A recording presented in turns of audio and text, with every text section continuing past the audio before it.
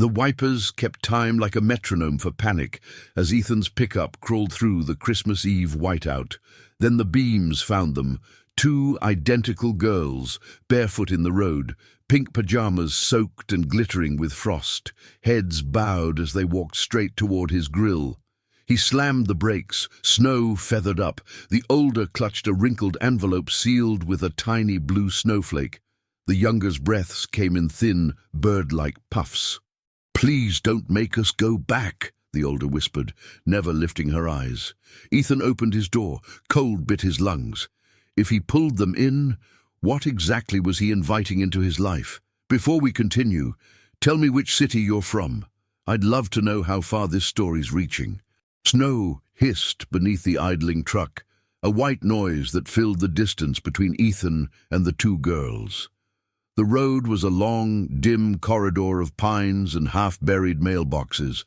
Distant porch lights blinked like faint stars. He shrugged out of his flannel, then his coat, and made a cradle of warmth with both.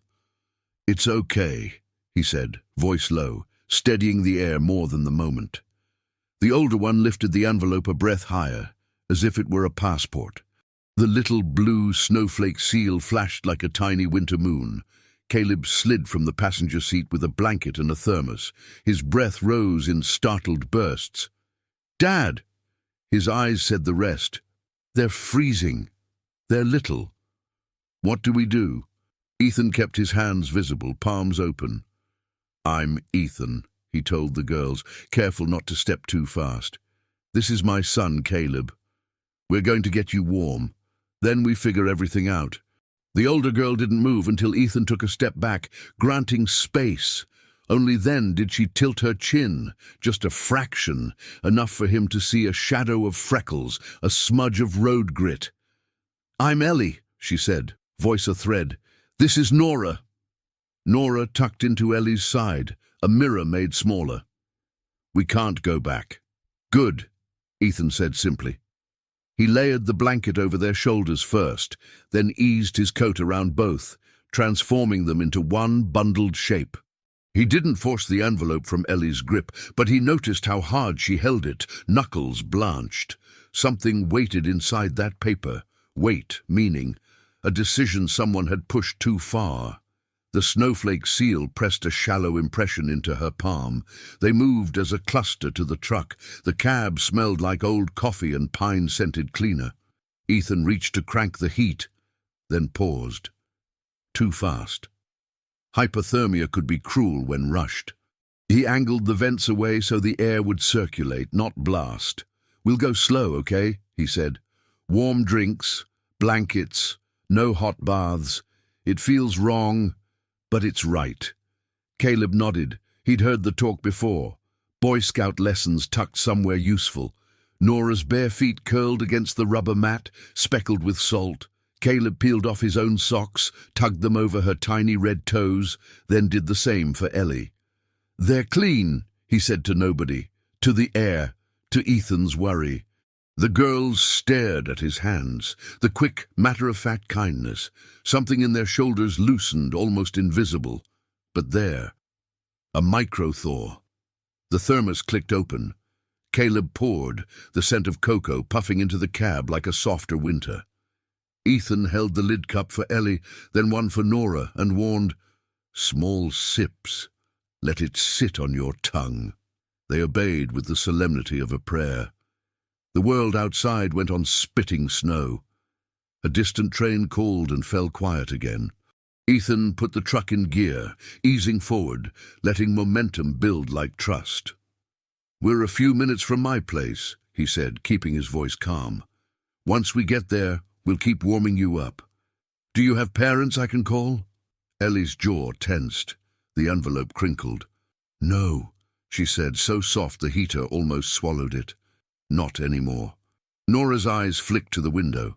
She counted mailboxes as if they were beads. Numbers meant control.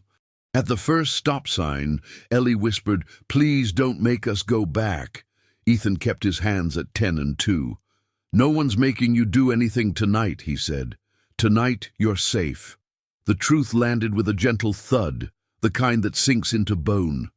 Caleb glanced at him, They shared a quiet vow that didn't need words.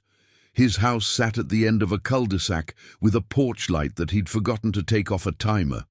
It made a warm cone on the snow, welcoming and a little lonely. They hustled inside, a flurry of boots being kicked free, coats unwrapping, breath unspooling. The entryway held the day's life: Caleb's backpack, a half-assembled model rocket, a list on the chalkboard that read, Christmas Eve, chili, call Aunt Jean, wrap gifts. Ethan guided the girls to the couch near the wood stove. He lit the stove with practiced motions. The first tongues of flame licked up and began their slow, safe work. "Feet first," he murmured, arranging a folded towel under them and another blanket over their laps. "We're going to warm the edges and let the heat creep in." He offered more cocoa, now tepid by design. Nora cupped the lid in both hands, staring like it might vanish. Ellie's gaze kept snagging on a framed photo on the mantel. Ethan, a woman with laughing eyes, and a much smaller Caleb wearing a crooked paper crown. The woman's absence lived in the house like a quiet tenant, not haunting but remembered. Ellie seemed to recognize that kind of emptiness. She and it nodded at each other like old strangers. Caleb brought out a tray, crackers, peanut butter, a banana sliced into little moons. "Nibble," Ethan said, "and pause. Nibble and pause." It became a rhythm, a kind of mantra. Ellie coached Nora with a soft, "We're okay," slow. When Nora reached for a second cracker too fast, Ellie touched her hand, gentle, not a scold, but a break. Behaviors like that, guarding food, glancing at doors, sketched a map of the life they'd fled without drawing any blood. "Can I see your feet?" Ethan asked, crouching with a clean towel and a bowl of room-temperature water. He worked by the book. No rubbing, just press and lift, watching color return in shy stages.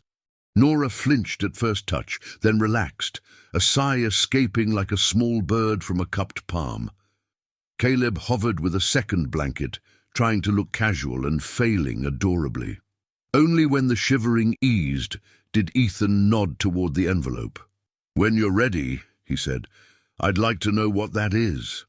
Ellie rested it on her knees without letting go. Her thumb traced the tiny snowflake seal. "It's important," she said, then added as if apologizing, "We didn't open it. We were told not to." Told, not asked. Ethan's jaw worked. The house clock clicked. Outside, the storm worried the eaves. Inside, the stove settled into a steady hum. "Do you want me to call anyone?" Ethan asked, testing waters, doctor, police, neighbor. Ellie shook her head too fast, then slowed it, reclaiming tempo. "Maybe a doctor," she allowed. "But not them." She didn't say who them was. She didn't need to. The word carried a specific weight. The shape of a doorway none of them would cross tonight. Ethan got his first aid kit anyway. Clean gauze, petroleum jelly, a digital thermometer. He avoided the stark words and stuck to gentle facts. "We'll check your temperatures. If they're too low, we might go to urgent care, but I think we're okay if we do this right." Ellie nodded. Nora traced the stitching on the quilt with one finger, memorizing its path like a safe route. "Names again?" Ethan asked, holding the thermometer like a magic wand that only worked with introductions. "Ellie," she said. "Nora," the younger whispered. Caleb, trying to be useful, chimed, "I'm Caleb," then realized he'd already said that and smiled a crooked smile that tugged the corner of Nora's mouth upward in reflex, a thread of normalcy stitched between them. Ethan glanced at the chalkboard list, chili, Aunt Jean, wrap gifts, and added under it, "Call Dr. Patel." He half-dialed, thumb hovering, then set the phone down. Trust was a fragile thing, and the wrong voice at the wrong time could shatter it. He chose now over next. "Ellie," he said softly, "do your feet hurt, more or less now?" "Less," she answered, surprised by the truth of it. "Nora." "Less," Nora echoed, eyes on the flames. Caleb brought a space heater, set it a safe distance, and a stack of socks from the laundry, striped, mismatched, perfect. He offered a pair to Ellie, who looked at them as if they were a rare gift, then to Nora, who hugged them first and then slipped them on. The warmth of simple things began to do its slow arithmetic. "Where were you headed?" Ethan asked finally. Ellie's eyes tracked the edge of the envelope, the raised snowflake. "Away," she said. "Just away." Her voice broke on the last word, and she took a breath like a swimmer coming up for air. "We thought the main road would have cars. We thought someone would stop. You stopped." Ethan absorbed the honor in that accidental knighthood and tried not to show that it landed. "Nora," Caleb said, pointing to the model rocket on the coffee table. "This one's stubborn, doesn't want to stand up straight." Nora tilted her head, Rose's curiosity cracking her caution. "It's too top-heavy," she whispered. "You need a bigger fin." Caleb blinked. "Yeah," he said, delighted. "Exactly that."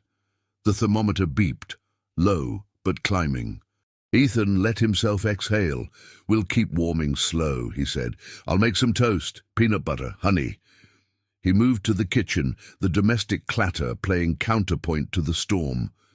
The smell of toast is a homing signal. It seeped into the living room and curled around the girls like a promise that the night would begin to end. Ellie finally loosened her grip on the envelope. She didn't hand it over, but she didn't hide it either. The tiny snowflake had a letter pressed into its center, E maybe, or a stylized ampersand. "Can I hold that while you eat?" Ethan asked.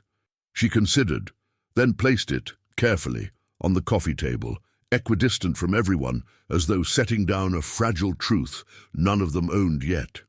The stove popped, a log shifted. The house listened. From the hall came the soft tick of the front door's latch settling, though no one had touched it.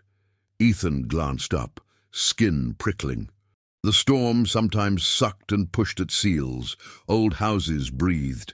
Still, he wiped his hands and checked the deadbolt. Firm. He returned with toast, cut into triangles, a geometry of comfort. Nora took a bite, then two. Ellie followed, measured. Colour crept back to their cheeks in shy roses. The rhythm of nibble and pause smoothed into something like peace. That was when headlights slid over the curtains. 2 slow pans, then darkness again. Ethan stilled. Not many people braved this road in a whiteout. Ellie's eyes snapped to the window. Her hand found the envelope and drew it close. "Don't answer," she whispered, breath snagging. "Please." The knock that followed wasn't loud. It didn't need to be. It carried a confidence that knew the house, the street, the storm, and itself. Ethan set the plate down, every nerve standing at attention. Caleb's eyes flicked from his dad to the door. The stove hummed like a heartbeat. The knock came again, patient this time. A woman's voice, muffled by snow and wood, called through, "Girls, it's Aunt Brenda. Open up." The name hit the room like a dropped plate. Ellie's hand crushed the envelope until the snowflake seal cracked. Ethan stood because he had to, but what waited on the other side of the door would decide whether the warmth they'd built would hold or shatter. The second knock came softer, a practiced tap that assumed the house belonged to it. Ethan lifted a finger to Caleb, "Stay," and to the twins, "Breathe." He crossed the hallway, the old floorboards giving him away with small confessions. At the door, he didn't undo the deadbolt. He set his palm flat against the wood, as if steadying a skittish animal. "Who is it?" he called, gentle as a teacher and firm as a lock. A breathy laugh through snow. "Funny, it's Brenda. Their aunt. Ellie, Nora, open up. You forgot something." On the couch, Ellie folded herself smaller, the envelope pressed to her sweater like a talisman. Nora's eyes found the door's outline and wouldn't leave it. "We're set for the night," Ethan said, projecting a neighborly calm. "The girls are warming up. Come back tomorrow." "You don't have authority to—" Brenda started, then caught herself. Her tone tilted sweet. "They get anxious when they're away from home. You don't want a scene. Let me take them. Mark's waiting." "Then he can keep waiting," Ethan said. He wasn't raising his voice. He didn't need to. He let the silence carry his spine. A long pause. Winter hissed. When Brenda spoke again, the veneer cracked. "You're making a mistake." "Maybe," Ethan said, "but I'll make it warm." He stepped back, every muscle listening. The frosted glass blurred Brenda to a smudge of coat and hair. The outline lingered, then peeled away. Footsteps in snow. Headlights swung across the curtains and slid off into the whiteout, swallowed without a trace. Only then did Ethan undo his jaw and return to the living room. Caleb had placed himself at a diagonal, near enough to defend, not close enough to crowd. The wood stove murmured. Somewhere in the house, a pipe pinged. "She's gone," Ethan said. "For now." "For now," Ellie repeated, testing the words. She didn't look relieved. She looked braced. Ethan knelt to their eyeline. "I won't force you to talk, but if you want to tell me why you were out there, I'll listen with both ears." He tapped his temple once. "And I'll help within the lines. We'll do this right." Nora's fingers worried the quilt. "She counts," she murmured. "Counts?" Ethan asked, softer. "Our breaths," Nora said, eyes fixed on the fabric. "At night, she says if we breathe too loud, it wastes heat." Caleb inhaled sharply, then disguised it as a cough. Ethan kept his face calm. "That sounds like a hard house," he said, giving them a safe word for a dangerous place. Ellie's throat flexed once. She unfolded a small truth and laid it between them. "There are 2 locks on the pantry," she said. "One loud, one quiet. The quiet one is for when Mark is home." She didn't say uncle. She didn't give him the promotion. Nora pointed at the toast triangles as if they were exhibits. "You say nibble and pause. She says stare and swallow. If we don't finish in 3 minutes, she says we're wasting." "Time," Caleb asked. "Opportunity," Ellie said. "For gratitude." The word tasted like metal. The room adjusted itself, furniture taking on new shadows, objects shifting their weight. Ethan stayed still. "Were you walking to someone?" he asked. "A neighbor? A place that felt safe?" Ellie's eyes flicked to the mantel photo, then to the window, then down to the envelope. "Somewhere with a light," she said. It didn't matter who, if they had a light. She turned the envelope over. The blue snowflake seal had cracked along one arm. The paper breathed where it broke. "This was in Mom's things," she added. "Brenda found it after. She said it was hers to keep." Ellie didn't say the rest out loud, that something in it might belong to the girls, which was why it could never be opened. "Then it's yours to open," Ethan said. "When you're ready. Not because someone makes you." A small thing, that sentence. It floated for a moment, then sunk in and anchored. Caleb cleared space on the coffee table, moving the model rocket aside. "We can label stuff," he offered, thinking in systems. "Boxes, drawers, if you stay a night, or 2. The "if" was a door left ajar.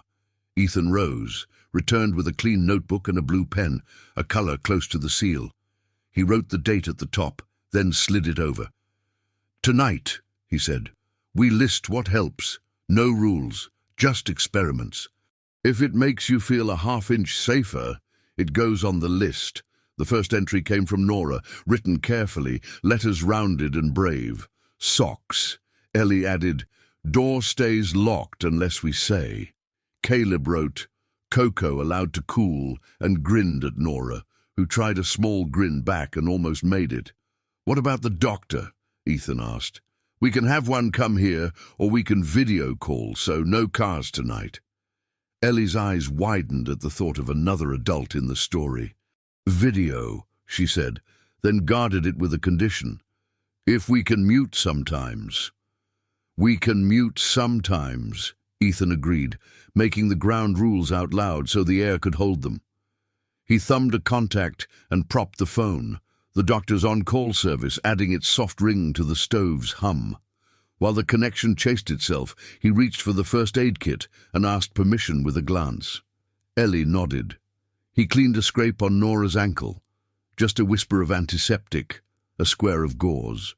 Nora watched his hands like they were a safe animal, gentled by routine. The video window bloomed into Dr. Patel's face, framed by a green sweater and his own quiet night. "Evening," he said, voice warm. "Who do we have?" "Ethan," Ethan said. "My son, Caleb, and 2 guests who are warming up after being outside in the storm. We'd like to check them without turning this into a parade." "Understood, Doctor," Patel said, and enacted exactly the right performance. Professional without intrusion, curious without prying. He guided temperatures, capillary refill checks, a look at fingers and toes. "You've done the right things," he said. "Slow warming, small sips. I'm not worried about frostbite if the color is returning like that." He set a follow-up appointment for the morning, promised to swing by himself if the roads were clear enough, and left a number with a direct line. "If anyone has nightmares," he added, "that's a normal brain processing danger. It doesn't mean you're still in danger." The call ended. The room exhaled with it. Caleb leaned back, his teenage shoulders recalibrating. "We should put on a movie," he said, like he'd seen in 1,000 commercials for families who weren't workshopping safety. "Something with snow, but friendly snow." "Too loud," Ellie said, then surprised herself. "Maybe one where people whisper." "Subtitles," Nora suggested. "So you can mute." Ethan put on a nature documentary where a narrator trailed Arctic foxes through drifts and nothing terrible happened to anyone. He kept the volume at a hush. The wood stove popped on cue like an old showman. Words came out in the spaces between animal facts. "She, Brenda, locks the patio door and says it's for coyotes," Ellie said. "There are no coyotes on their street," Nora added, conspirator to truth. "She uses the good plates when the church lady comes. We're not allowed to look at them." Ellie paused, then laid down a heavier stone. "She says Mom was dramatic. She says it made life hard for everyone." Caleb's face tried on righteous anger and settled for focus. He handed Ellie the notebook again. "Write what you want to be true here," he said. "It's allowed." Ellie wrote 2 sentences. "Mom was kind. Mom laughed a lot." She stared at the letters until they stopped jittering and held still. Ethan watched without hovering. He let their words replace the house's own story about grief. He also texted 2 things to himself: call Officer Janes in the morning and ask Aunt Jean about temporary placement rules, because care and law had to walk together if this was going to stand. Near midnight, the house yawned. The storm backed off, a tired giant going home. Ethan unfolded a mattress pad on the living room floor, layered blankets like strata. "No separate rooms tonight," he said. "No doors. Everyone where everyone can see everyone." The twins nodded so emphatically it counted as a contract. They made a small camp, couch as headboard, wood stove as sunrise, blankets as map. Caleb set a glass of water within reach, and a nightlight in the hall formed a pale moon. Ellie and Nora took turns with the bathroom. No locked door, just a line of sight and an agreement that privacy was a promise, not a latch. When the house settled again, Nora's hand drifted to the envelope. "Do you think it's bad?" she asked. "I think it's a container," Ethan said. "It holds something. Good or bad depends on who opens it and why." Ellie considered. "If it belongs to us, we should open it when it's quiet inside," she said. "Not when someone is knocking." "Tomorrow, then," Ethan said. "After breakfast." "Breakfast?" Nora echoed as if the word were folklore. "Pancakes," Caleb announced, a little too bravely. "With tiny chocolate chips we pretend are constellations." Ellie blinked, the idea of a future pricking her focus like a citrus zest. "What if Brenda comes back in the morning?" she asked, practical as a weather report. "Then we'll be ready," Ethan said. He glanced at the chalkboard and added a new line under Dr. Patel: "Call Officer Janes at 8. They lay down. The documentary whispered snow into the edges of the room. The house drifted towards sleep, the kind that carries you without asking for apologies. Ellie's breathing evened first, then Nora's, then Caleb's, the 3 lines of a soft chord. Ethan stayed awake a while longer, counting each sound. He replayed the knocks, the shape in frost, the envelope's cracked seal. He pictured Brenda's posture, sure she would get what she came for. People like that often did, until someone made a different shape with their body in a doorway. He must have dozed. A sound threaded his dream and tugged him up. Not the door, not the stove. A faint whir and a blink of light across the ceiling, the driveway camera, tripped by motion. He sat without startling the room, padded to the counter and checked the screen. There she was again, a dark figure at the edge of the yard. Not at the door now, but at the mailbox, glove moving in small, precise motions. When she turned, the porch light caught a sliver of her face and the corner of an object in her hand, metallic, slim. She crossed back to a car, idling with its lights off. The camera grabbed a clean image of the plate, then glitched, a static smear, a sudden black. When it returned, the car was gone, and the mailbox hung open, snow nesting inside. Ethan looked at the twins sleeping in a tent of blankets, the envelope on the table, the list that said socks and door stays locked and cocoa allowed to cool. He pictured a letter that might change the contour of tomorrow and a mailbox that had been touched by the wrong hand. The envelope on the table seemed to weigh more. On the porch, the mailbox gaped like a small, cold mouth. Ethan reached for the envelope, because what if the identical seal inside the box had already been switched? Ethan didn't rip the envelope open. He weighed it in his palm, then looked at the open mailbox, the way snow collected in its tin mouth like a patient animal waiting to be fed. He slipped the envelope into a freezer bag, pressed out the air, sealed it. Then he put it under the heavy cookbook on the counter, the one with butter stains from years of pancakes, like a paper being pressed flat so its truth would stay legible. He pulled on boots, grabbed a flashlight, and eased the door shut without letting the latch click. The storm had unclenched, leaving flurries that moved like drifting ash. His breath smoked. At the mailbox, he saw neat glove prints and a clean rectangle of melt where something cold had rested. The hinge squeaked when he lowered the lid, a sound the night kept. He checked the driveway camera again on his phone. The feed had returned, innocent as a blinking eye. He snapped photos anyway, mailbox, footprints, the curve of tire treads that led to the black smear where the car had idled. Evidence now, not paranoia. Back inside, he texted himself a list. Photos saved, seal condition noted, camera glitched, ask for tech pull. And under the chalkboard's call officer Jane's, he added, mail tamper. Caleb stirred on the floor nest. Dad, he whispered. Shh, Ethan said. It's still our night. He tucked the blanket back over his son's shoulder and stood a long moment watching the 3 sleeping shapes breathe. Then he made a decision with his hands. He padded to the garage, found the string of white lights they never bothered with because the year had been heavy, and draped them along the mantel. He set a little tabletop pine, the one Aunt Jean had dropped off out of habit, on the coffee table, slid 3 mugs into a triangle around it, and tucked 2 fresh pairs of striped socks into Caleb's old stocking. He wrote names on sticky notes, one for each girl, careful block letters, Ellie, Nora. On the counter, the freezer bag glinted. He set a second bag beside it, empty, and a felt-tip pen. If Brenda wanted to turn paper into a weapon, he would turn paper into armor. Midnight padded in. The documentary was a screensaver of snow and foxpuffs. The wood stove purred. Somewhere in the neighborhood, a plow coughed and rattled past. Ethan let himself sit. He didn't sleep. He simply sank enough that the house could carry his weight without complaint. An hour later, Nora's feet sought the edge of the blanket, then tucked back. Ellie's hand found the envelope's absence and flexed, searching.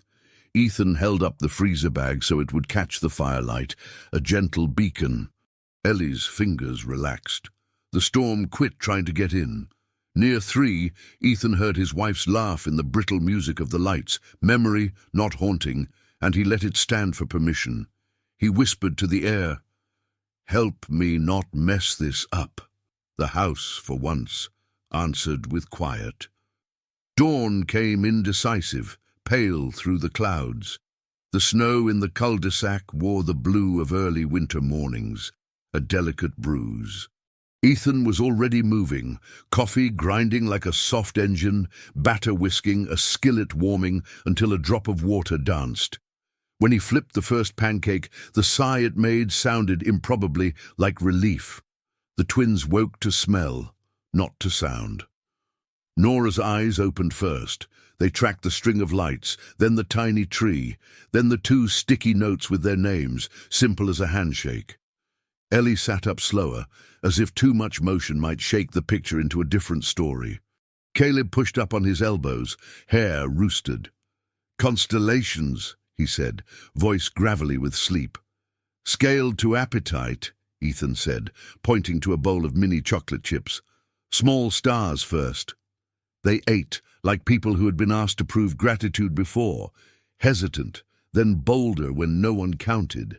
Ethan pretended to measure flour again, just to have an excuse to keep the stove warmth steady. He didn't talk about the mailbox. The first hour of a morning like this deserves protection. Caleb slid the notebook over. "New list item, pancakes," he said, and drew a lopsided star. Nora corrected the star with a careful extra line and kissed the eraser mark with a fingertip, ritualizing the fix. Ellie wrote lights and underlined it twice, as if the underline could keep them on. After breakfast, Ethan washed his hands and lifted the freezer bag. "I think we should open this sooner rather than later," he said. "Not because it will fix everything, but because we should know what we're deciding with." Ellie glanced at the window, the porch, the mailbox, the world beyond. She nodded. "Quiet inside," she said, reminding herself of the rule she'd made. The room agreed. He slit the bag, then, with Ellie's permission, slit the envelope along the top seam with a butter knife, precise, not dramatic. Paper fibers sighed. Inside, a single heavy trifold and a smaller sealed card the size of a gift tag, also marked with a blue snowflake. The trifold smelled faintly of toner and citrus cleaner, the breath of an office. Ethan laid both on the table, edges square. He opened the trifold. Letterhead. Morrow and Ames, LLP. Date, 11 months ago. The salutation used the mother's name, Rebecca Lane, in legal bold. The body used clean phrases that had learned not to waste syllables. Revocable trust, snowflake, and contingent guardianship letter, updated replacement, enclosed. Please find updated account access instructions and verification key. As discussed, this packet replaces prior documents and voids all earlier versions. Ethan's eyes lifted at replaces prior documents. His mind flicked to the mailbox. He kept reading.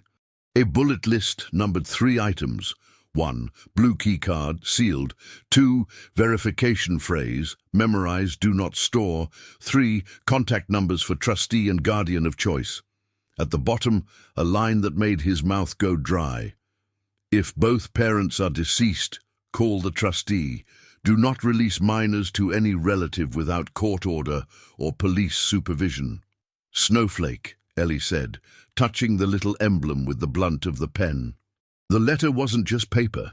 It was a map away from Brenda and Mark if it worked. Ethan slid the smaller sealed card toward her. "This is the blue key card," he said.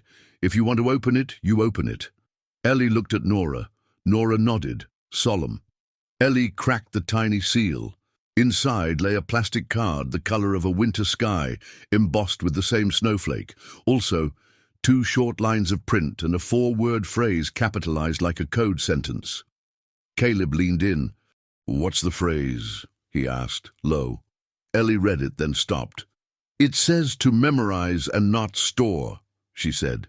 She repeated it twice under her breath, then handed the card to Ethan and Nora to look at the symbol for a second, shared custody of a secret, before sliding it back into the freezer bag. The phrase stayed in her mouth, not on a page. "Guardian of choice?" Ethan said, scanning for contact numbers. The letter listed trustee Daniel Kearns, J.D., with a 24-hour line, and temporary guardian of choice, Jeanette Howard, Aunt Jean. Ethan exhaled the tension he didn't realize he'd been hoarding. Rebecca had done more planning than grief had allowed them to see. Caleb blinked. "Mom knew Jean was safe," he said, as if the statement could be retroactively sent into the past. "Brenda took the envelope after Mom's service," Ellie said, the words pushed out like a plank being fed to a saw. "She said she needed to check if it was appropriate. And she never brought it back. We found it hidden in a cookie tin." She glanced at the window again. "She'd be mad we opened it." "She can be mad," Ethan said. "She can also be outside the door while we call people who outrank mad." He reached for the phone and tapped the first number, Trustee 24HR. The line picked up on the second ring. A voice answered with legal calm. Ethan identified himself just as a neighbor would when borrowing a ladder, gave his address, said plain things about snow and children, and a letter with a snowflake. "Mr. Lane," the trustee said, after hearing the mother's name and the girls' names, "you're doing exactly what the instructions intended. Stay put. I'll verify the key phrase with the minor beneficiary if she's comfortable. Then we will notify the court officer of record. Do not, please, release the children to anyone without a uniform present." Ellie cleared her throat and repeated the phrase, eyes on Ethan's, steady as a metronome. The trustee didn't ask for the phrase again. "Thank you," he said, and his voice changed from office to human. "I'm a friend of your mom and dad. I'm sorry I'm meeting you like this. I'm going to make some calls now." They hung up. The room sharpened, like the focus wheel had been corrected a click. Ethan called Officer Janes next. He chose the non-emergency line, but his voice had the kind of organization cops like. He described the night, the knocks, the footprints, the mailbox, the camera stutter, the letter, the instruction not to release. "We will come by," Janes said. "2 units, 20 minutes if the plow guards are kind." Caleb was already moving, tidying without erasing. He set out the twins' shoes near the stove, left the socks on. He made a space on the table for forms and a separate space for breakfast seconds. He turned off the documentary and cued a slow music playlist that suggested normalcy without insisting on it. Ellie touched the notebook. "Add," she said, and wrote, "We can say no." Under it, Nora wrote, "We can say yes." Ethan added, "We decide together," out loud, and drew 3 small boxes, checking each one. Headlights fanned faintly across the curtains, the careful sweep of a vehicle that wanted to be read as safe. A knock followed, professional rhythm, 2 and a pause. "Police!" a voice called. "Officer Janes!" Ethan opened the door partway with the chain engaged. 2 uniforms stood on the porch, snow freckles on their shoulders, breath ribboning. Behind them, a third figure kept discreet distance, the outline of a man in a dark overcoat, not Brenda's shape. "You called," Janes said, lowering his chin to meet Ethan's eyes. "Mind if we come in and keep the door shut? We'll start slow." Inside, the girls froze and then thawed when they saw the patches and the careful hands. Janes and his partner made themselves small, no boots on rugs, hats tucked under arms, voices designed for libraries and kitchens. Ethan handed Janes the freezer bag, explained what he'd opened and what he hadn't.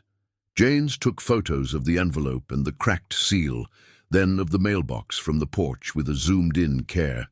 "You did right," he said. "We like scenes like this." The third figure stepped in, snapping off snow like a habit. "Daniel Kearns," he said, showing ID that looked like a passport had gone to law school. He wasn't handsome exactly. He was trusted. He knelt so he wouldn't loom. "Ellie, Nora," he said, "your mom asked me to be annoying in your defense. I'm ready to be very annoying." Nora smiled with 3 teeth. Ellie stood taller by a whisker. They began the dance. Names for the record, temperatures again, a gentle look at the scrapes on shins, photographs of the ankles with a doctor's eye and a camera. Janes asked if the girls wanted a female officer. They said no, then yes for the next part, changing their minds in public and being allowed. A female officer arrived. The room expanded to fit her too. It was going as right as a morning after a night like that could go when a car door popped outside, sharp as a snapped stick. Everyone's heads tilted the same direction. Janes lifted a palm. Wait!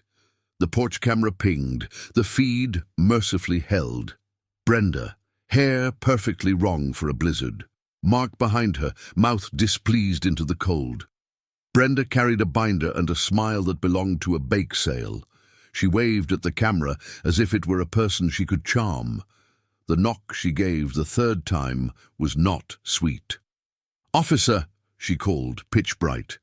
"We're here to retrieve our nieces. They wandered off. We have paperwork." Janes didn't move. He looked at Ellie and Nora first. "Do you want me to open that door?" he asked, a yes or no with power baked into it. Ellie's fingers found the notebook. She put her hand over "We can say no," and nodded. "All right," Janes said, and radioed a short code. His partner shifted to the threshold. Daniel stood not between the girls and the door, but with them, making his body into an argument. Ethan unhooked the chain.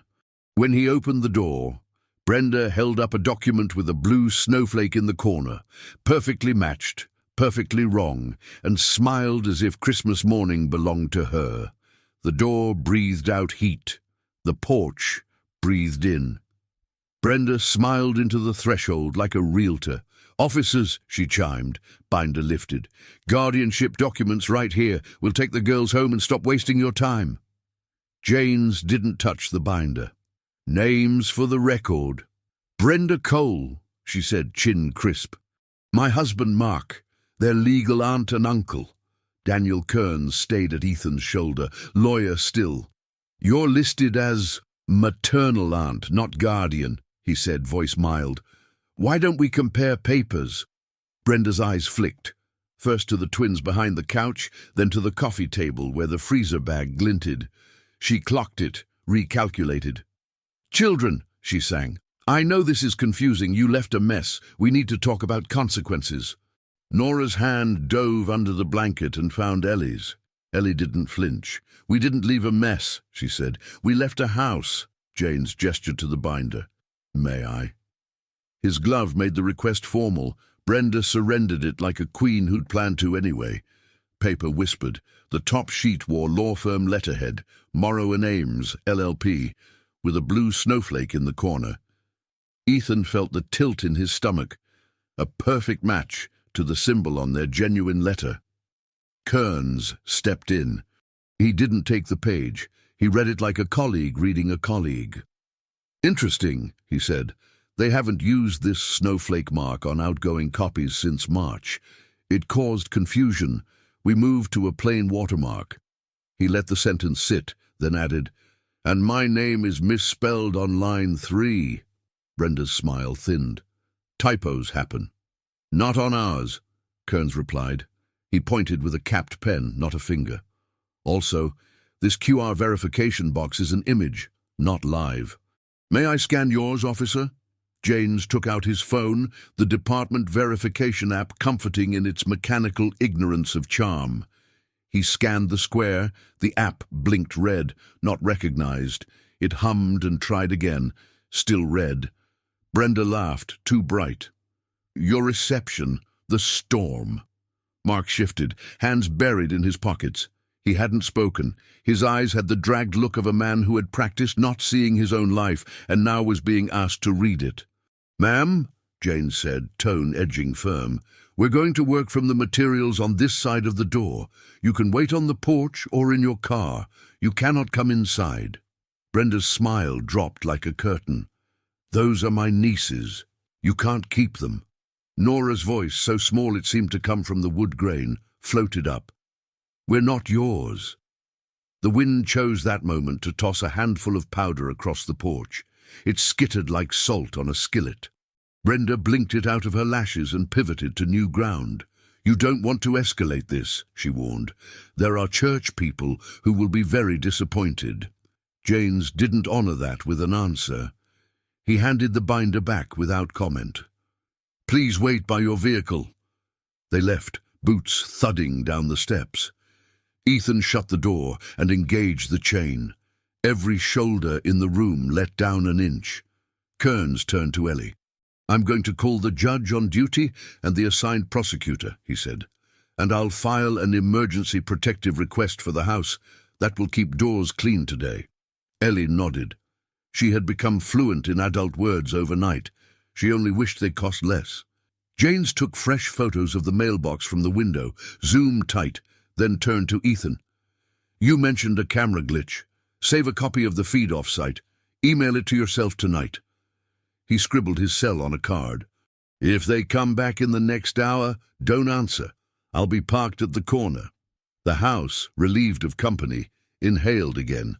Kearns stepped into the kitchen to work his calls in a voice pitched to not spook deer.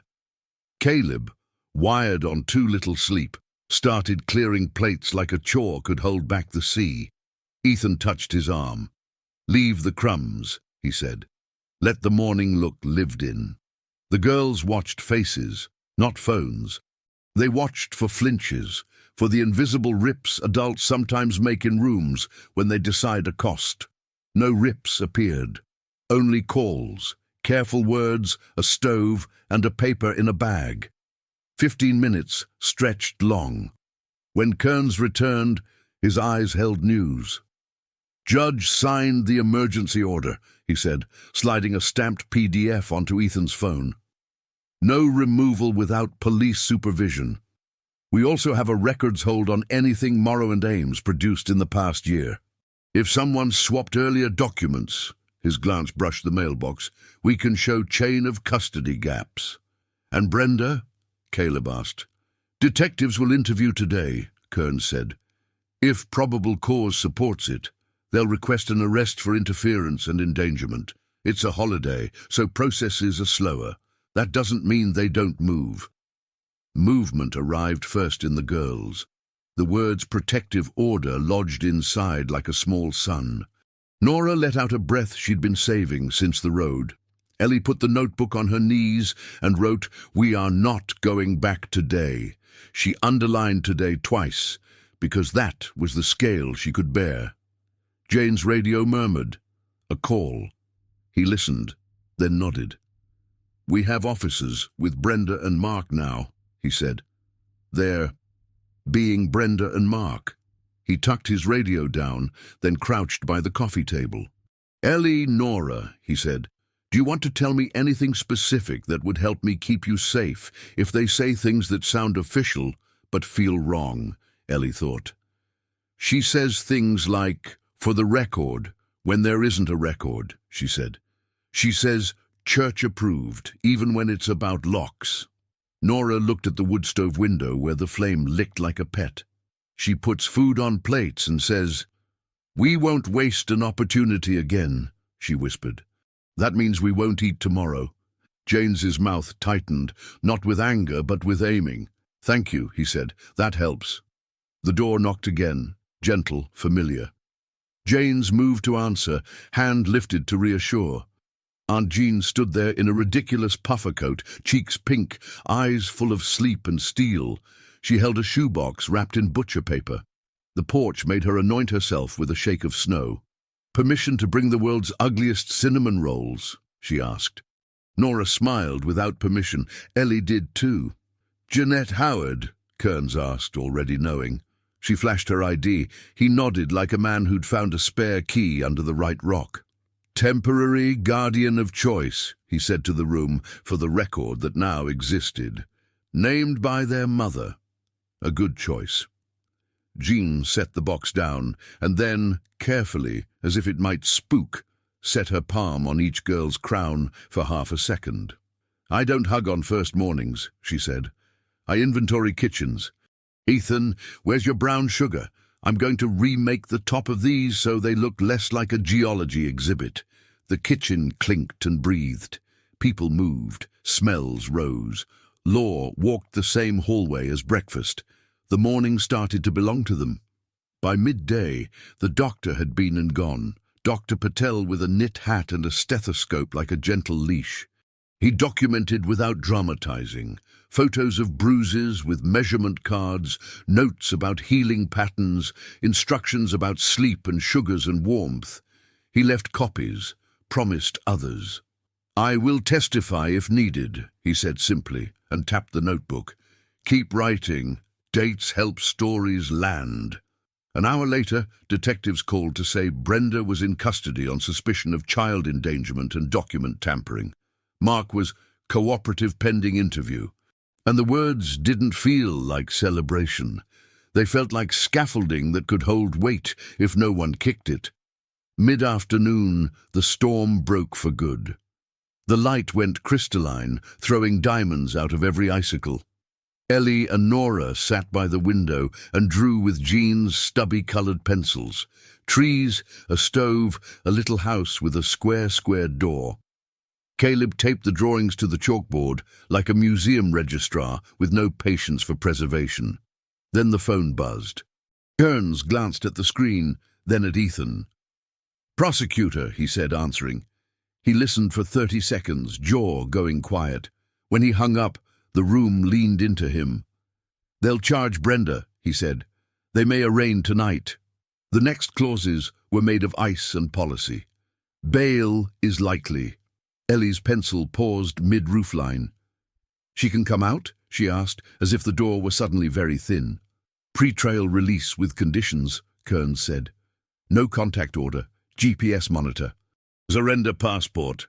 He saw the words land like snow that didn't melt. "The no contact part is enforceable. And you have a protective order here. We don't stand at the window. We stand with the paper." Janes nodded. "I'll park a cruiser on your block through the night," he said. "Sometimes visibility is the point." Silence took a chair. It didn't stay. Jean thumped a tray on the table. Cinnamon rolls reborn under a blanket of sugar that could forgive anything except cruelty. "Cooking is proof," she said. "Take notes, counselor. This is case law." They ate. They didn't say treat. They said lunch round 2. Every bite was a sentence. Evening drew its soft border. The string lights made little suns on the mantel. The twins helped clear plates like people who wanted to be part of the choreography. Caleb taught Nora the right way to stick on the rocket fins with tape because glue would take too long. Ellie asked Jean if they had to whisper to be safe. "We whisper when we're hunting mushrooms," Jean said. "We talk normal in kitchens." Then, because winter nights come with doorbells the way summer nights come with crickets, there was a knock.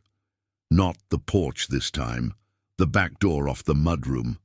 It made the house turn its head the wrong way.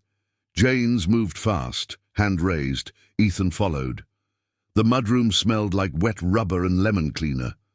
The glass in the back door wore lace from frost. A figure stood beyond. No coat, just a hoodie, shoulders hunched, one hand lifted like a surrender.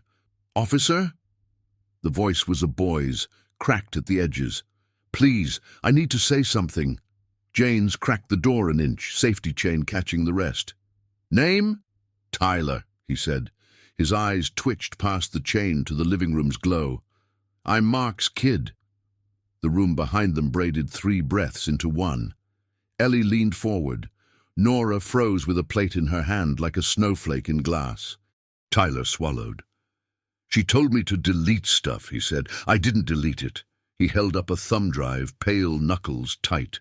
"The camera at the house, there's months. I don't want to live there anymore." The wind pressed a cold ear to the door, waiting to hear what they would do with a boy holding a key that could change the weight of every word so far. Tyler's fingers shook, the thumb drive a small, stubborn lighthouse between them.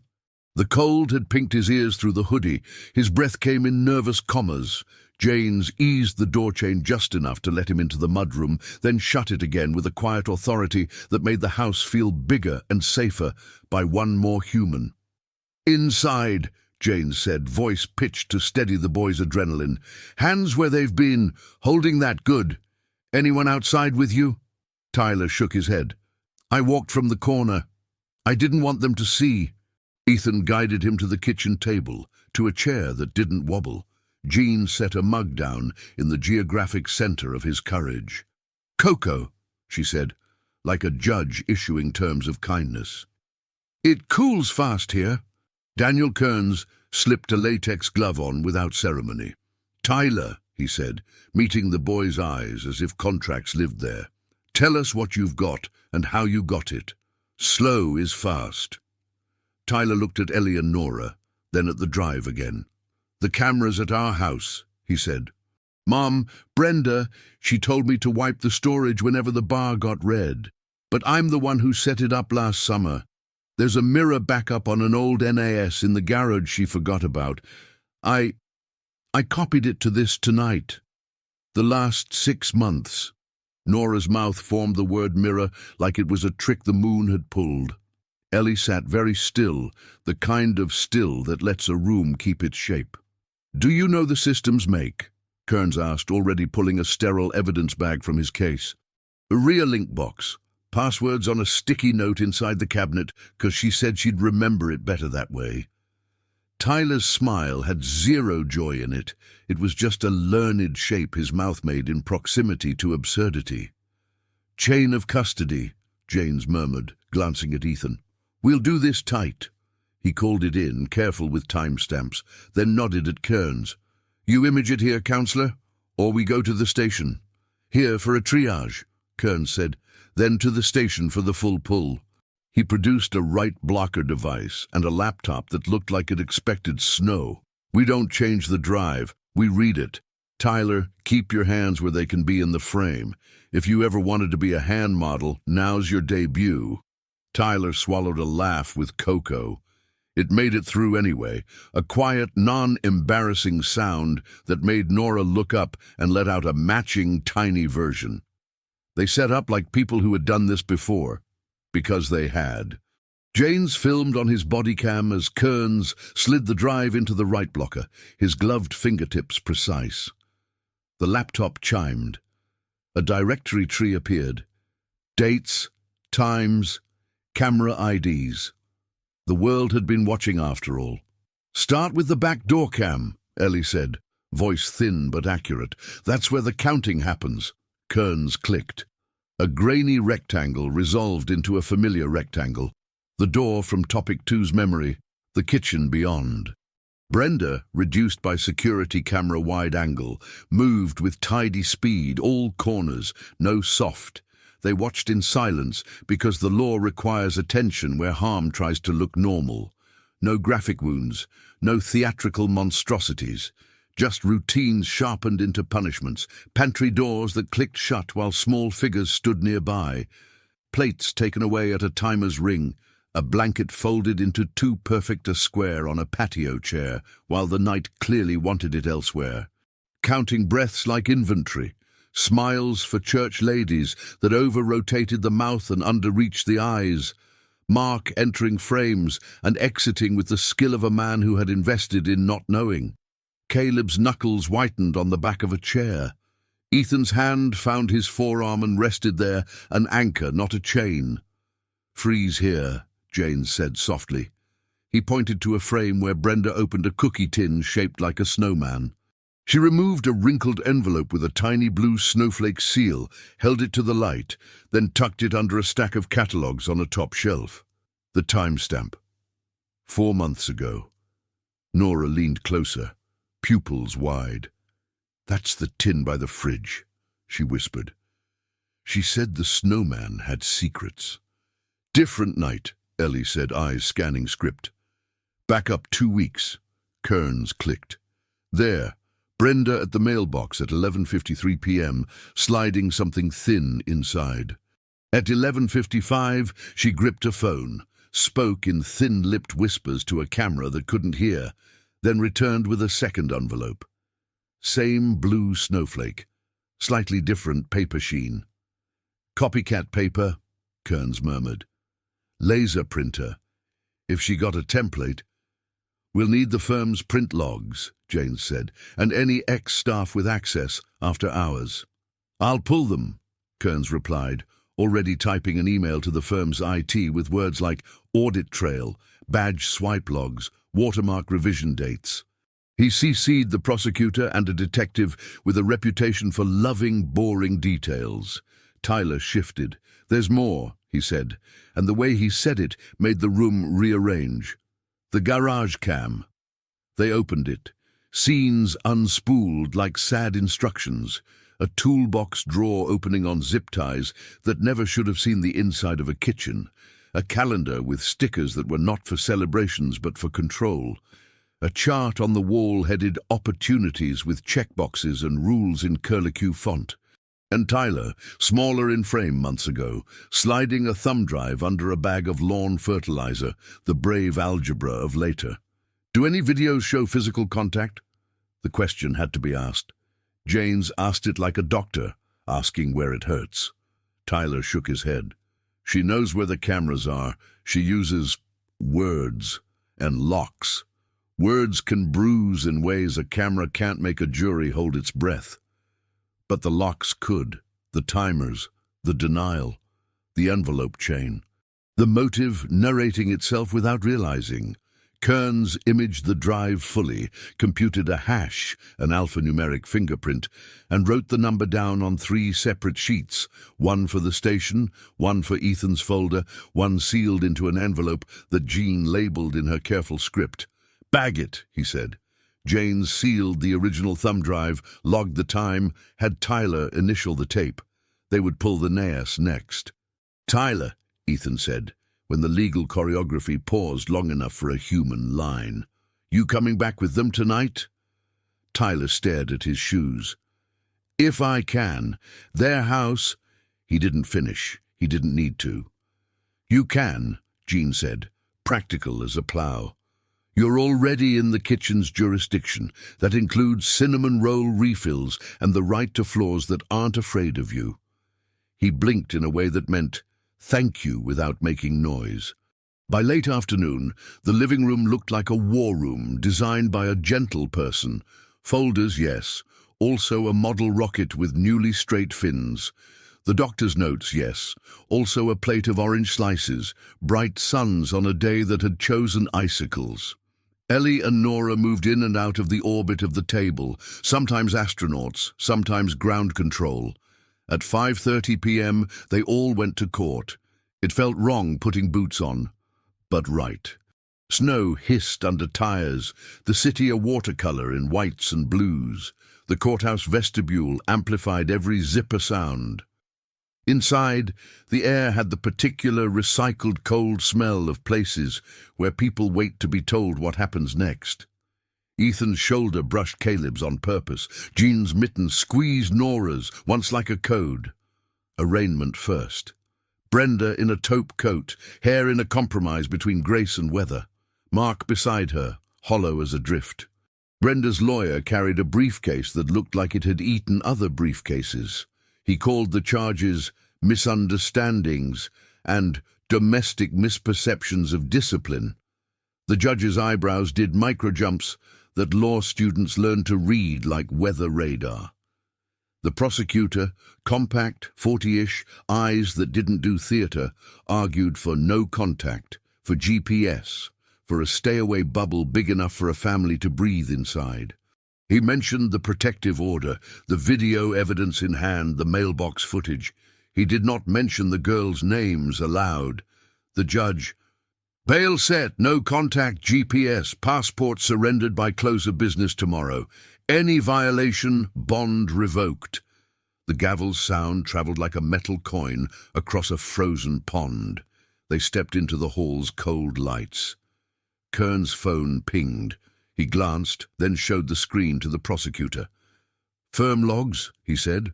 "Someone with after-hours badge privileges accessed the trust templates 3 times in the last 2 months. The login belongs to a paralegal who resigned last week." "Name?" the prosecutor asked. Kearns said it. Ethan didn't recognize it. Jean did. "She's in my book club," she said, bafflement tightening her mouth. "Brenda's friend. Bakes gluten-free like it's a performance sport." "Friend pipeline," Kearns said quietly. That's how Brenda got the look-alike seal. "Can we charge the paralegal?" Caleb asked, getting taller in righteous increments. "Likely forgery and interference," the prosecutor said. "But first, we shore up what we already have." They moved to a smaller courtroom for a preliminary hearing on the neglect and endangerment counts. Tyler sat with detectives, pale but aiming, the thumb drive a small moon in an evidence bag on the table. When called, he stood, voice wobbly, then strong. He said the words that needed saying without performing them. He described timers and locks and the quiet way a pantry can be a wall. "Do you see the person who told you to delete the recordings?" the prosecutor asked. Tyler looked at Brenda, then at the judge. "Yes," he said, and even his yes had evidence prep in it. It didn't point like a spear, it placed like a label.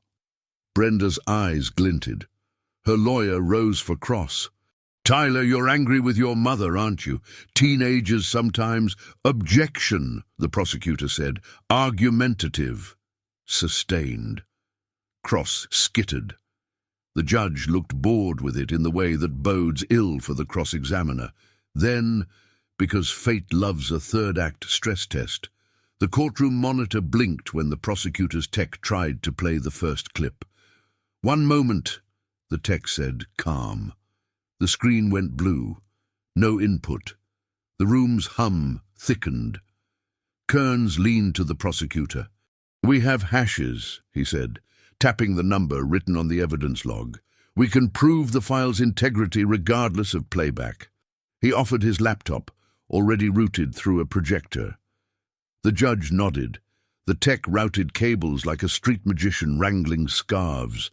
The screen lit, the back door reappeared, the timer's polite cruelty ticked in a corner. The room watched normal go wrong in tiny, undeniable ways.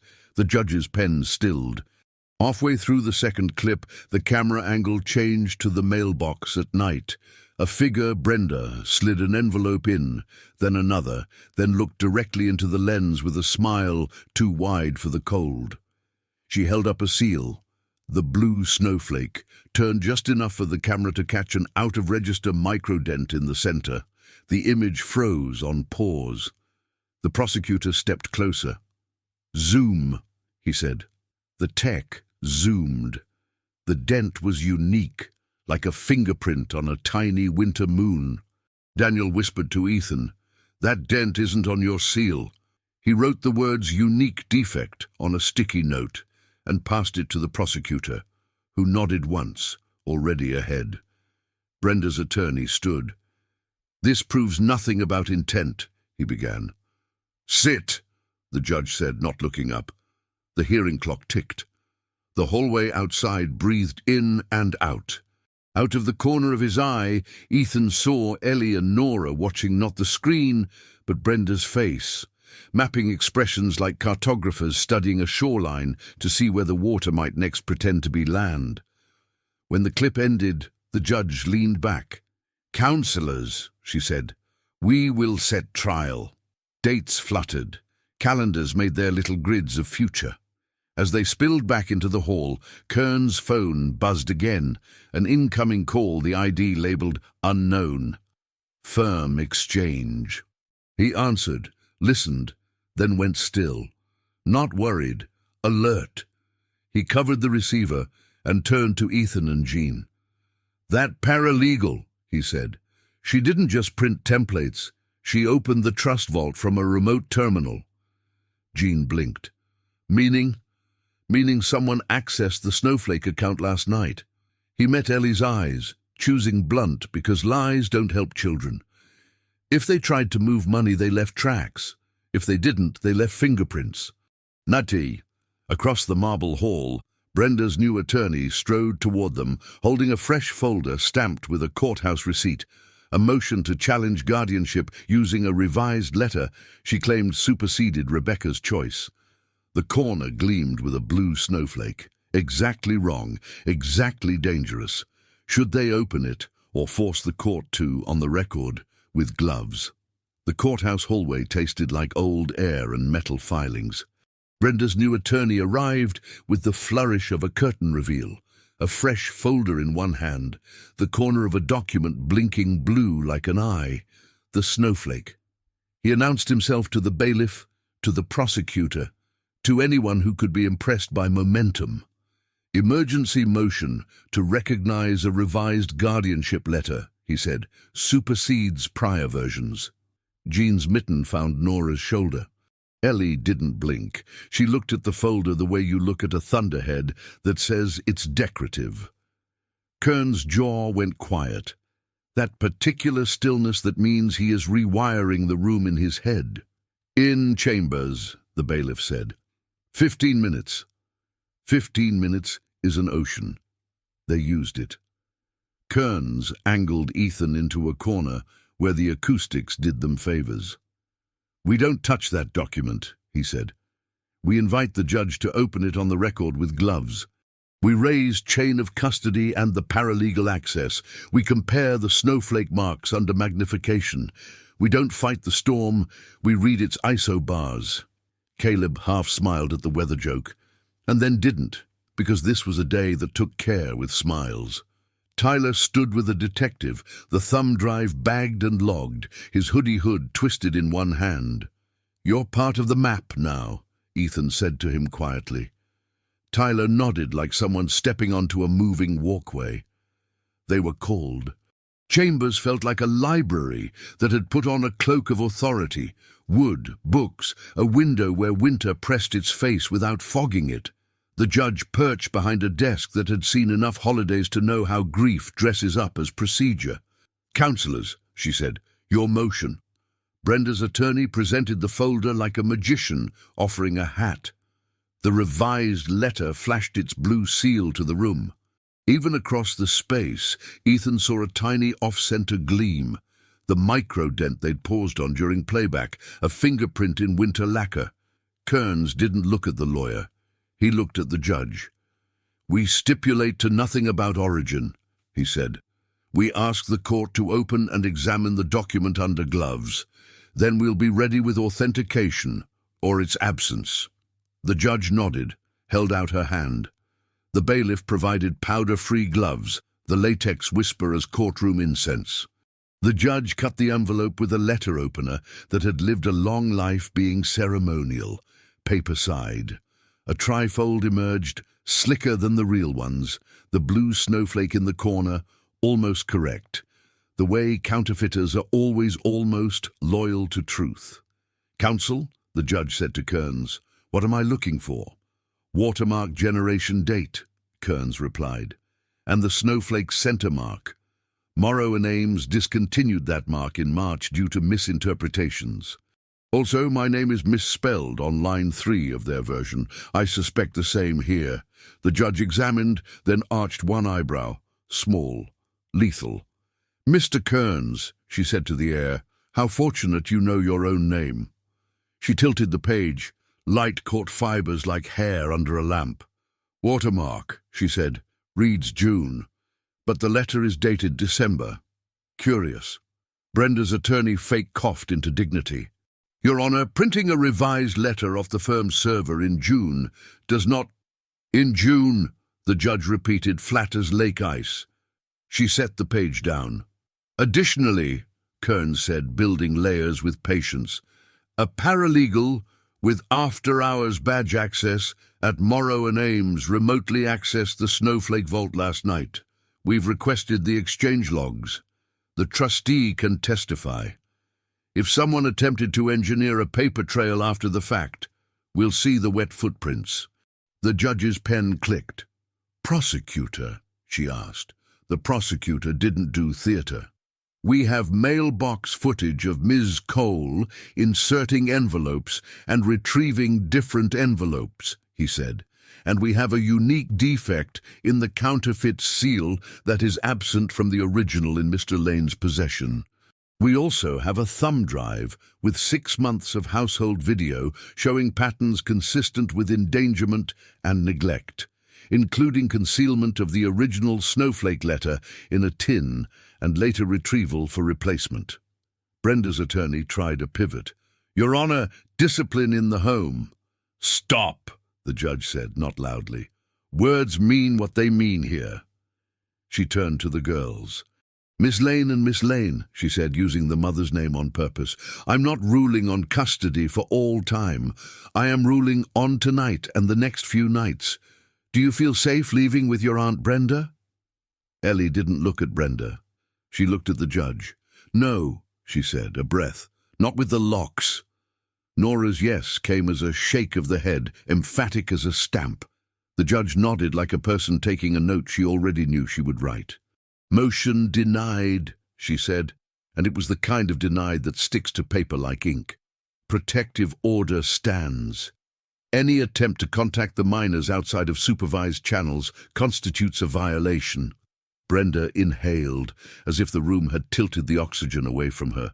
She turned to Mark, eyes sparks under glass. Say something, she hissed. Mark found the middle distance where a man goes when the performance is over. I didn't stop you, he said to no one and everyone. I should have. Save that for your interview, the prosecutor said, not unkindly. And your sons. They broke for lunch that wasn't court-style vending machine coffee, a hallway bench, the kind of hunger that considers walls as calories. Kearns fielded a call, then another, his voice patient, the words chain, hash, audit, no contact like drumbeats. The girls took turns in the echoing restroom, where paper towels sound like accusations. Jean waited by the door, the way women have been doing for each other forever. Afternoon brought the preliminary hearings, round 2. The prosecutor called Dr. Patel first to avoid losing the room to winter fatigue. He testified with clean care, body temperatures observed, rewarming protocol respecting no rapid heat, food pacing, signs of nutritional guarding, and startle responses. He didn't dramatize. He measured. He placed his ruler on the table and invited the court to look. Then Tyler, hoodie swapped for a borrowed collared shirt someone dug from a lost and found box. He sat straighter than he felt. The prosecutor asked him to explain the mirror backup. Tyler translated tech to kitchen. It makes a second copy every night in the garage without telling the main box, he said. So, when the red bar got full and Mom said to wipe it, the other one didn't care. What did your mother ask you to delete? The prosecutor asked. Anything where the girls act ungrateful, he said. And even quoting couldn't make that sentence sound like something a mother should have ever said. The court stenographer's fingers paused for a heartbeat, then resumed their faithful, impartial work. On cross, Brenda's attorney tried a baited hook. Tyler, you resent your mother's rules? Tyler looked at Ellie, at Nora, at the judge. I resent timers on food, he said. I resent locks on pantry doors. He didn't raise his voice. He named things. The tech from the prosecutor's office authenticated the drive's hash, the alphanumeric fingerprint Kearns had written 3 times. The number matched. The video on the screen matched the math on the paper. Juries like numbers. Judges love them. Brenda didn't look at the screen. She looked at the girls in flashes, like a photographer sampling light on faces she no longer had permission to arrange. By late afternoon, the judge called counsel to the side bar. A soft wall of white noise rose, the courtroom equivalent of cupping hands around a secret. When they returned, she spoke for the room. There is sufficient cause to bind over for trial on endangerment and tampering, she said. Conditions of release remain: GPS, no contact, surrender of passport, and household computer equipment to be secured. Her pen made a tidy period. We'll set trial in 8 weeks. 8 weeks hung in the air, not as a threat, but as a road with plows promised. Outside the courtroom, the hallway wore evening shadows. The storm had wandered off to bother someone else. The courthouse glass doors reflected them back to themselves. A small, strange family orbiting safety like a candle. Kearns tucked his file under his arm. We'll accelerate the firm logs, he said. The paralegal who accessed the vault, her badge needs to meet a detective. Her name is Paige, Jean said, frowning. She took a selfie with a sourdough starter shaped like a snowman. That's the kind of data point I wish my brain didn't keep. Ethan exhaled. Caleb craned his neck to see the sky. It did that cold twilight blue that implies optimism if you squint. Ellie and Nora stood on the granite steps and did something audacious. They looked around like citizens. Their shoulders were not staging a war. They were shoulders. Ethan Lane, a voice, warm and careful, crossed the square. A man in a wool coat approached, not hurrying, a hat in his hands like he remembered manners. He had the kind of face that gets believed at neighborhood meetings. "I'm Michael Ames," he said, "partner at Morrow and Ames. I clerked with Rebecca once upon a time. I'm also, full disclosure, a friend." Kearns turned, shook his hand with real respect. "Michael," he said. "Good timing." Ames lifted a small, weathered briefcase. He opened it not like a magician, but like a pastor opening a hymnal. Inside, a navy folder with Snowflake Trust embossed in silver, not blue, and a bundle of letters, edges soft with being handled many times, tied with red ribbon fading into pink. The wax on the top letter's seal had cracked in honest places that forgers never choose. "Your wife," Ames said to Ethan gently. "And Josh," Caleb's father, left instructions that activate upon certain conditions. Monthly distributions for education, housing, healthcare. There's also a subset for crisis guardianship, to cover rapid placements when safety is in question. The trustee looped me in this morning after your call." Ellie's hand went to her throat. Nora stared at the ribbon like a sunset. Ames hesitated, then added, "Rebecca wrote letters. One for now, one for adoption, one for when the girls choose to visit the cemetery if they want to. They were meant to be brought by a friend, not mailed. She hated the idea of paper in the dark." He held out the top letter, the seal, a tiny snowflake, silver, not blue. The corner carried a hand-pressed initial, R, that dented the paper with the pressure of a person who wrote things she meant. Ethan didn't take it right away. He looked at Ellie and Nora, at the courthouse, at the sky, deciding whether to keep the day. "This one is yours to open," he said. Ellie's fingers lifted and stopped when a phone buzzed in Kearns' pocket. He answered, color changing. "The paralegal just flipped," he said, eyes sharp. "She claims Brenda tried to move the trust funds last night, and she has the screenshots."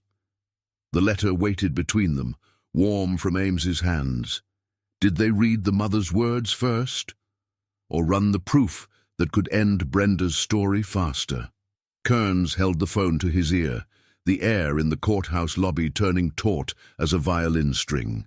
He listened, eyes narrowing at words only he could hear, then covered the receiver. "She flipped," he said. "The paralegal, Paige. She's with detectives right now. She provided screenshots from last night. Brenda tried to access the Snowflake Vault at 11:58 p.m., initiated a transfer labeled Emergency Guardianship Costs, then backed out when the second factor failed." "Second factor?" Caleb asked. Kearns nodded. The verification phrase Ellie memorized. "Without it, the vault behaves like a locked door that smiles." Ames, still holding the Navy Snowflake folder and the bundle of letters, exhaled. "We can move on both fronts then," he said. "Prosecute the tampering and—" He lifted the top letter, silver seal catching the winter light. "Give the girls what their mother meant them to have when the wind got loud." Ethan looked at Ellie and Nora. There are forks in stories where adults decide the order of things because they are used to owning the clock. He refused that habit. "What first?" he asked, voice low, handing the hinge back where it belonged. Ellie looked at the envelope like it could burn and could bless. Nora reached and rested 2 fingers on the ribbon. "Letter," Ellie said. "Then court stuff." Ames passed it to her with both hands. The seal was silver, not blue, with a hairline crack the way true things sometimes break and stay true. The initial R dented the paper where a hand had pressed hard enough to leave a fingerprint of intention. Ellie slid her thumb under the wax and eased it open without tearing. The scent of something soft, paper stored with cedar, or maybe an old drawer that had kept scarves, rose. She read silently first, because some words need to live in your head before they can survive the air. Then, clearing her small throat, she read for all of them. My snowflakes, if this letter has found you, I'm not there to argue with a storm in person. I'm trusting good people to fight boring fights on your behalf. Boring fights win. There is a fund we made when you were very small. It is not magic, except that it is. It pays for home, school, health, and stacked socks when the world is cold. There is a phrase you must hold in your mouth like a stone. Say it only to the trustee when asked. I have chosen Jeanette to be the person who comes fast. I have chosen a home with a kitchen light on to be the place you rest if kindness finds you first.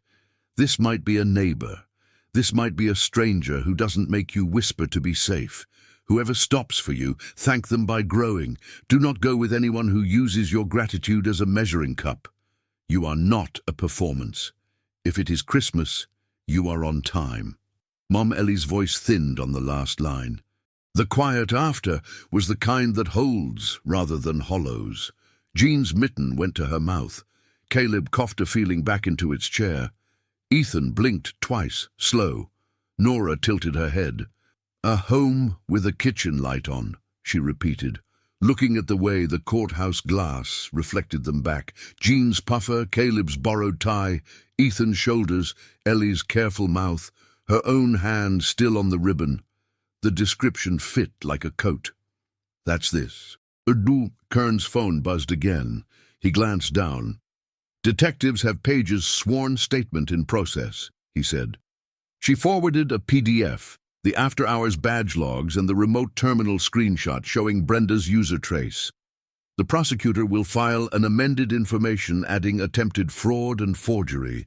That, plus the mailbox footage and the unique snowflake defect, shortens the road considerably. Shortens the road to where? Ellie asked, always the practical cartographer now. To a place where a judge says no more in a way that sticks, Kern said. They went back into a room with wood and rules. The prosecutor walked the court through Paige's statement, the screenshot that froze the cursor hovering over an amount that made Ethan's chest feel strange. Money pretending to be safety.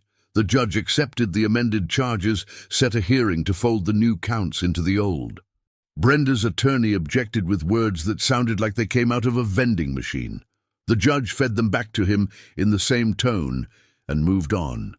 Then came something simple that felt cosmic.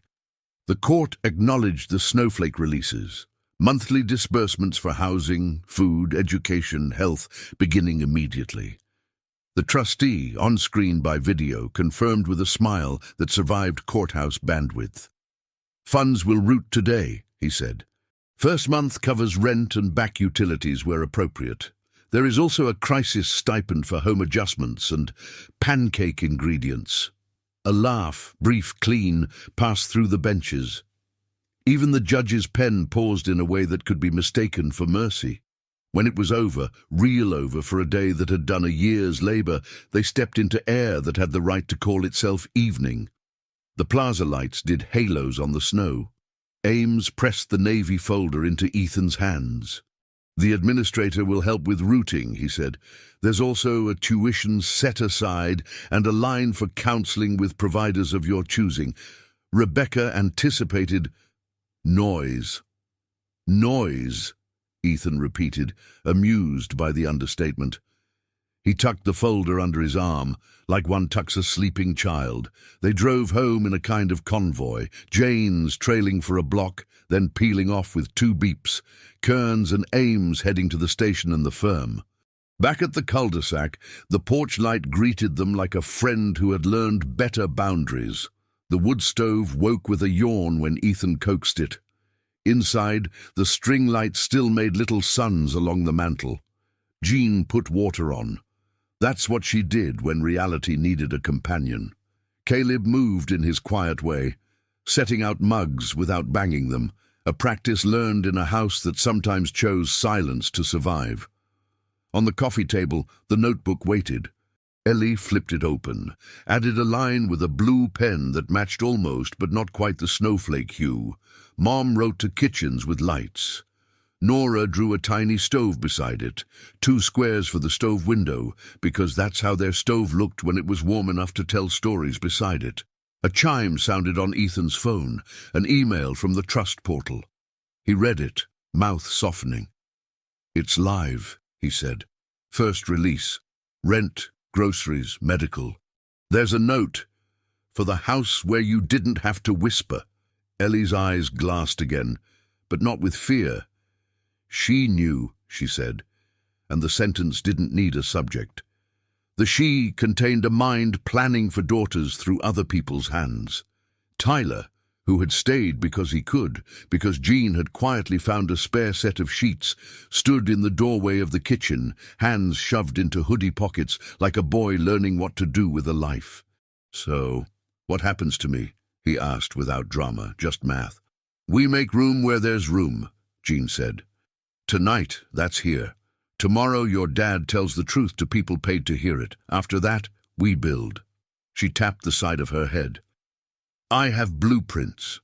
"Ugly cinnamon rolls," Nora said, solemn. "That's step 1 blueprint." "Correct," Jean said gravely. "Case law has been established." They slept that night without doors closed. Ethan lay there listening anyway, old instincts, new vows, counting breaths not like inventory, but like proof of life. Around 3, he woke to whisper sounds. Not fear, reading.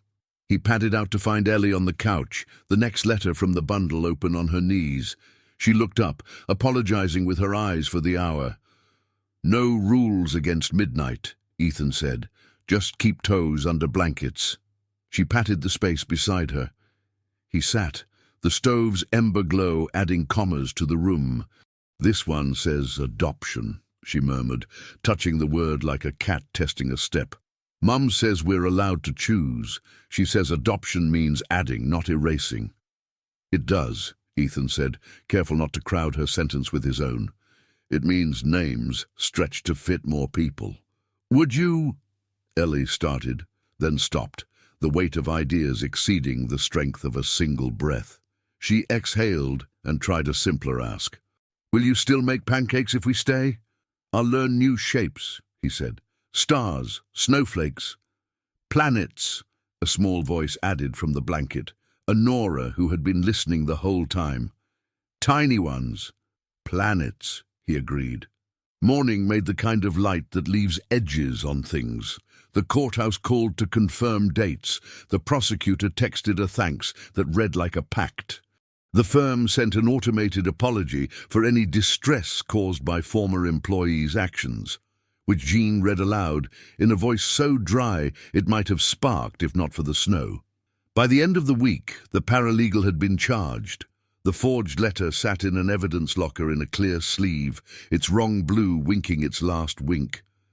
Brenda wore an ankle monitor that beeped when she wandered toward hubris. Mark wore a face that had started to practice truth. And the house, this house with its chalkboard and string lights and model rocket, began collecting new kinds of noise. Ellie and Nora learned where spoons lived without asking. Tyler learned that a floor can creak without accusing you. Caleb learned that a rocket with bigger fins will stand if someone leans a finger just so until glue cures. Ethan learned that grief can make room if you feed it and ask it not to run the meeting. A month later, under a sky the color of library silence, they went to the cemetery. The ground wore a crust of snow that broke politely under boots. The headstones did their quiet work. Jean hung back like a good chaperone and watched for wind. Ellie knelt. She set a small pine cone on the base of the stone, a habit she invented on the spot. Nora folded the letter and tucked it inside her coat like a warm animal. Caleb stood with his hands in his pockets in the way teenage boys say prayers without letting anyone catch them. Tyler took off his hat and put it back on, twice. Respect, encoded in awkwardness. Ethan put a hand on each girl's shoulder. "Your mom made us a map," he said. "We're following it with additions." Nora tilted her face up. "We're not whispering," she said. "No," Ethan agreed. "We're just here." On the way back, Ellie looked out the window. at kitchens with lights, at mailboxes that were just boxes again. "Before, I thought help was a one-time thing," she said, "like a car stopping. Maybe it's a series, like the wipers, like the metronome." "Exactly," Ethan said, and if his voice trembled, it was because some truths vibrate. They didn't need a big ceremony for the next part. The law doesn't care for confetti. Papers were signed in an office that smelled like toner and peppermint. The judge, who'd learned their faces, smiled with only her eyes and said, "Names stay, families grow." Ellie and Nora each wrote Lane Harris on a line, letters careful, the hyphen a tiny bridge between then and now. Ethan signed as guardian, then father, then just Ethan, as if the word itself had gained enough mass to hold. Back home, they made pancakes again. Not circles now, but little constellations, Caleb traced with a squeeze bottle while Nora named them. The cozy stove, the mailbox that behaved, the blue snowflake that lost, the silver one that knew, the big heart over the kitchen. Ellie took the notebook and wrote the last entry on the first page, because sometimes the first page deserves the last word. "We are not going back. We are going forward together." Ethan read it, put the pen down, and looked around at the improbable ordinary scene. Mugs sweating, socks mismatched, a rocket that finally held its posture, a stove window with 2 squares of orange, a bundle of letters with only 2 left unopened for later, when later could be trusted. Outside, the street was just a street. Inside, the house had learned a new language and spoke it fluently. He lifted his mug. "To boring fights," he said. Jean clinked. "To kitchen lights." Caleb, "To bigger fins." Tyler, "To not deleting." Nora, "To planets." Ellie, a fraction late because she was catching the rhythm and choosing the word "to home." A camera somewhere caught nothing, because there was nothing strategic to see, just people being a family in a room, which is how you know justice did its job. There is nothing to film except living. No one whispered. The wipers had finally found their rest. And if you were watching from a city far away, you could feel it land where you were. This wasn't a story about snow. It was a story about doors, and who gets to open them, and how sometimes the truth shocks simply by being kinder than the world expected. Epilogue. If this story reached you, drop a comment with the city you're watching from and share one small act of care you've given or received. Sometimes what saves a life begins with the simplest detail: a kitchen light left on.